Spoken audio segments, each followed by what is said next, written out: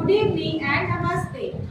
दोस्तों, आज मैं आप लोगों को एक कहानी सुनाने जा रही हूँ और इस कहानी का जो ये है मतलब जो मेन किरदार है वो है बेलू।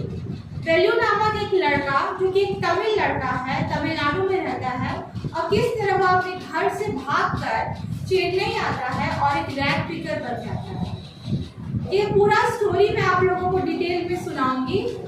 बेलू जो था वो अपने गांव में रहता था, तमिलनाडु के गांव में, और बहुत ही गरीब परिवार का लड़का था। उसके जो पापा थे वो शराब पीते थे और शराब पी करके अपने बच्चों को मारते थे। तो मार खाते खाते बेलू थक चुका था और अपने गांव में भी बेलू जो है दूसरों को खेतों में मजदूरी का काम करता था, लेकिन अपने पिता के मार से तंग आकर वो अपने घर से भाग जाता है। वो कन्याकुमारी एक्सप्रेस, जो कि एक ट्रेन का नाम है, तमिलनाडु में चलने वाली एक ट्रेन जो कि चेन्नई तक जाती है, वो उसी में बैठ जाता है।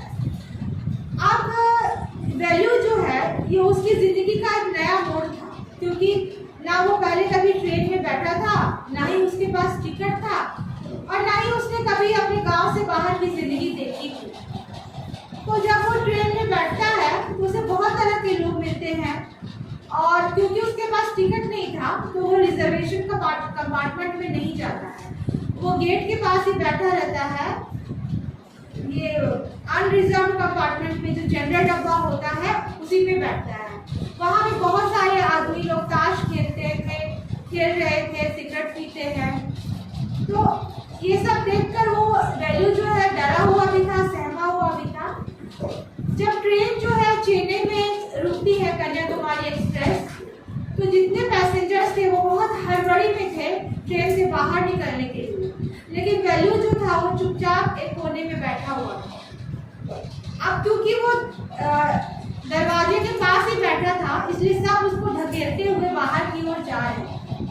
बेलू के पास ज्यादा कुछ नहीं था, बस उसके पास एक पोटली थी छोटी सी, जिसमें कि एक कॉम, एक कंघी और कुछ एक कपड़ा, एक जोड़ी कपड़ा, एक कंघी, ऐसे ही कुछ 2-3 सामान थे बस। अब वो किसी तरह ट्रेन से बाहर निकलता है। जब वो ट्रेन से बाहर निकलता है तब भी उसे समझ में नहीं आता है कि वो कहाँ जाए और किधर जाए। वो पहले प्लेटफॉर्म पे उतरता है, उसके बाद वो चेन्नई का रेलवे स्टेशन देखता है।